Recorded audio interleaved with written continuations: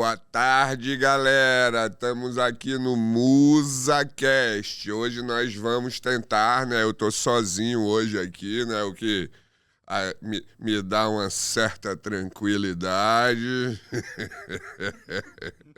Eu vou responder perguntas, né? Nós temos já, depois do 15º MusaCast, entrevistando amigos e grandes nomes do nosso surf baiano, né? Que realmente fizeram a história.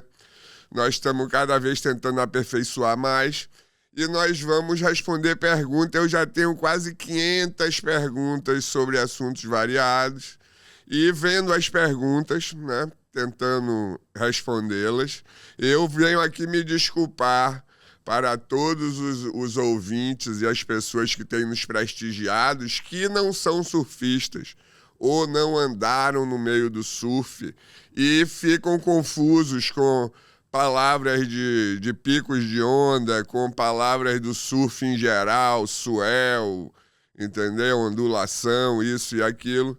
E a gente tanto vai tentar fazer um dicionário com todas as coisas que a gente vê vocês nos perguntando, a gente vai tentar responder através de um dicionáriozinho que a gente está começando a fazer, baseado nas perguntas de vocês. Então, se vocês têm dúvida de alguma coisa, tanto a nível profissional como a nível de que envolva o surf ou que envolva o seu vocabulário, é só você nos perguntar, ok? Então, aqui vamos começar olhando algumas perguntas aqui e eu vou tentar, no meu melhor possível, respondê-las. O que eu não souber responder, eu vou pedir a Clá, eu vou me informar com alguém que possa me esclarecer o que for perguntado. Vamos lá, então. A primeira pergunta é o seguinte. Lembro-me da Musa na garagem do Jardim Brasil. Tempo bom. Por onde anda a Musa hoje em dia? Primeiramente, eu quero dizer a quem for que fez essa pergunta em que a Musa nunca foi do Jardim Brasil. A Musa nunca funcionou no Jardim Brasil. O que nós tínhamos era a casa de Gilberto Vilas Boas, Beto Salcileto, Rosinha e tal, que ficava no Jardim Brasil, e o time do Musa, que jogava no Baiano de Tênis, se reunia muito lá, todos os nossos amigos e o pessoal do time de futebol Musa, João Eck, Curió, Marquinhos Cota, entendeu? Eu, Beto, todo mundo, o pessoal todo da Musa, se reunia do Jardim Brasil. No Jardim Brasil, que eu me lembre, teve alguma coisa de prancha com Paulinho Magulu, que foi um grande amigo meu e que eu andei lá por perto. E tinha mais gente que mexia com prancha também ali naquela área toda da Barra, né?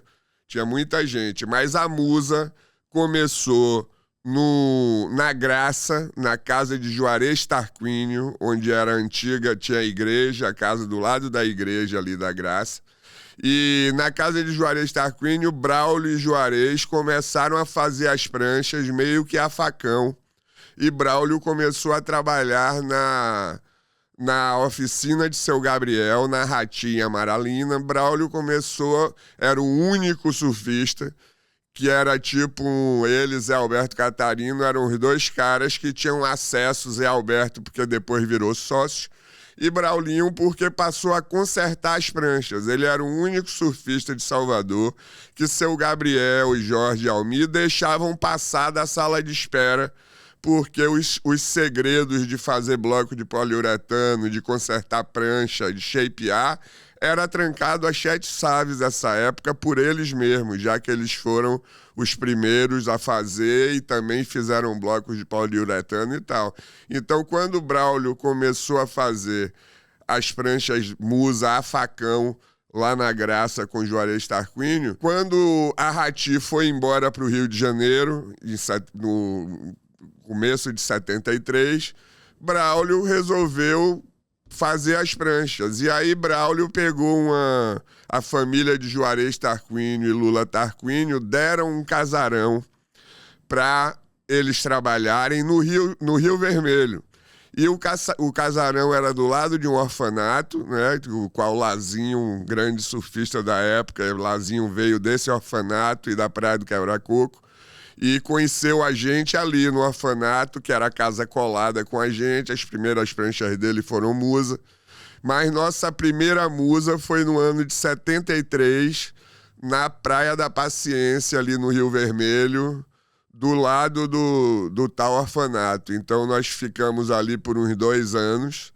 Depois tivemos que entregar a casa e nos mudamos para a casa de meu pai e de minha mãe no Farol de Itapuã e construímos uma fábrica de verdade. Nós botamos Musa Indústria e Comércio, nós fizemos uma fábrica de muro placer com a família Guimarães. Nós fizemos a primeira oficina altamente especializada em tudo: quarto de laminação, quarto de lixa, quarto de shape, lojinha, quarto de espera. E era bem em frente o pico hoje aqui de Itapuã, que se chama Musa também, porque a fábrica foi construída ali. Então, para esclarecer, a Musa nunca foi no Jardim Brasil, né? Eu já citei os caminhos aí. 73 a 75 nós ficamos no Rio Vermelho e 75 nos mudamos para Itapuã, para a casa onde minha mãe mora até hoje, do lado da Praça Vinícius de Moraes. E mais tarde, quando eu construí minha casa aqui no Farol de Itapuã, em frente às esquerdas do Farol, eu refiz a oficina aqui dentro de minha casa, para meu filho Charles continuar tocando. E Braulio foi para o lado dos barcos e produz hoje os Musa Boats até hoje. Braulio ficou com a parte de barco e eu fiquei com a parte de roupa e de prancha. Beleza, vamos para a próxima pergunta então, que eu acho que apareceu bastante, que é: o que é pipeline? Pipeline quer dizer a linha do cachimbo ou a linha de tubos. E pipeline é e foi por muito tempo a esquerda ou uma das ondas mais famosas e temidas do mundo. Antes de aparecerem terra-rupo, de aparecerem algumas ondas do México, de aparecerem algumas ondas na Austrália, que também são muito potentes, pipeline é e continua sendo uma das mecas do surf, né? É um pico. Hoje em dia, o nome dessa praia é Pipeline, a maioria das pessoas não sabe, mas o nome Pipeline não foi dado por causa da forma do tubo e etc. É porque nos anos 50, 60, eu ainda peguei isso quando eu fui, eu ainda cheguei a ver, eles estavam trocando toda a tubulação de luz, de telefone, de tudo no North Shore, trocando da parte de cima para botar embaixo da terra. E bem em frente à pipeline, né, nos primórdios ainda, anos 50, eu não me lembro se já tinha Sunset School, mas Sunset School é o nome de uma escola com o nome também Sunset. Mas pipeline, os tubos ficavam do lado do lugar onde eles iam furar para botar. Então, vamos para pipeline, todo mundo entendia, vamos para aquela praia onde estão os tubos de tubulação mesmo. Então, o nome, por muito tempo, eu achei que pipeline era como se fosse a marca do cachimbo, como se fosse, indicasse alguma coisa ligada a tubo ou ligada a coisa cilíndrica. E depois, né, Neguinho me lembrou, não se lembre, quando a gente vinha para cá, ainda tinha aqueles tubos, Neguinho chamava pipeline, porque nessa praia eles estavam fazendo a tubulação. Mas pipeline hoje é o nome de praia, né, e é referência para onda grande, onda tubular. É uma das ondas mais cobiçadas e mais difíceis de surfar, porque o crowd é assustador, né? E é uma onda muito difícil de dropar, talvez terra-rupa ou mais algumas seja um pouco mais difícil, mas é uma onda que quebra gigantesco, né? É uma onda, qualquer pessoa que faz o nome em pipeline, normalmente faz o nome em qualquer lugar. Então, aproveitando o ritmo de falar sobre as praias, eu queria que você explicasse também o Waimea e Sunset. Pronto, o Waimea é um nome de cidades no Havaí, é um nome de vales no Havaí e é o nome da maior onda. O Waimea foi durante talvez 15, 20 anos, considerada a maior onda do mundo, né? A gente ainda não tinha visto ondas como Mavericks, a gente ainda não tinha visto Jaws, a gente ainda não tinha visto outras ondas, e o Waimea era o berço, era o lugar mais difícil para salva-vidas tomar conta, né? O Ed Aikau era salva-vidas, foi o primeiro salva-mar e bombeiro de Waimea, né? O cara mais famoso do surf, que tem nome de tudo sobre ele aí, tem um campeonato feito até hoje para prestigiar ele. O cara que sumiu numa viagem, refazendo a viagem para a Polinésia, naquelas canoas, ele caiu num furacão e tentou ir para a praia remando e morreu. Então, o Waimea tem uma homenagem para ele lá nessa praia. E o Waimea, eu conheço até filhos de amigos meus, muita gente também chamada de Waimea, mas o Waimea é o nome de um vale no North Shore de Oahu, onde por mais de 20 anos quebrou as maiores ondas do planeta, uma das ondas muito temidas. Até hoje ainda tem um campeonato de onda grande, Ed Aikau, feito lá nessa praia, em homenagem a Ed Aikau. Então, a Waimea é e foi uma das melhores ondas e praias, e virou nome de pessoas, nome de cidade, nome de vale, mas esse Waimea que eu sempre me refiro aí é o Waimea Valley, e a onda de Waimea, que é nesse mesmo vale, nos 7 quilômetros mágicos de onda do North Shore. E o Sunset? Sunset quer dizer pôr do sol. Sunset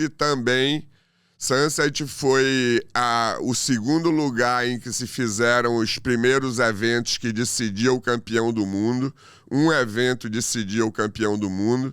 No início ele era feito em Macarra, no West Side de Oahu, né? Ele saiu do sul para o oeste. E o Macarra é um lugar que dá onda muito boa também, chegando a 20 pés e tal. E moram os caras mais locais da ilha inteira do Havaí, são normalmente do West Side de Macarra. Eu morei lá uns 20 anos. Né? O lugar que eu me considero casa hoje no Havaí ainda é o West Side de Macarra. Mas Sunset só quer dizer pôr do sol. E o pôr do sol, ele reveza no North Shore, no Havaí, no West Side. Numa parte do ano ele vai para o lado esquerdo, chega lá perto de Macarra, iluminando o lado oeste, que fica no oeste. E depois ele muda para o lado de cá e fica bem em frente a Sunset. Então o nome Sunset se deu porque é a praia do pôr do sol, onde as pessoas iam ver o pôr do sol lá no North Shore. Né? O Sunset fica entre Backyards e Velziland e Kemiland, que é outra onda também colado em Sunset, né? E faz parte também desses 7 quilômetros. Fica mais ou menos 1 quilômetro depois de Pipeline, indo para o lado leste, né? E fica mais ou menos no meio de todas essas ondas. Mas Sunset quer dizer pôr do sol, e é o nome de uma praia que é uma das mais famosas também de surf no Havaí, que quebra ondas gigantes também. Agora eu vou aqui para uma polêmica, que é o seguinte. A pessoa comentou: Rico tem um podcast dele e nem comenta sobre a influência do surf baiano no Rio de Janeiro no início da década de 70. Você tem algo a comentar sobre isso?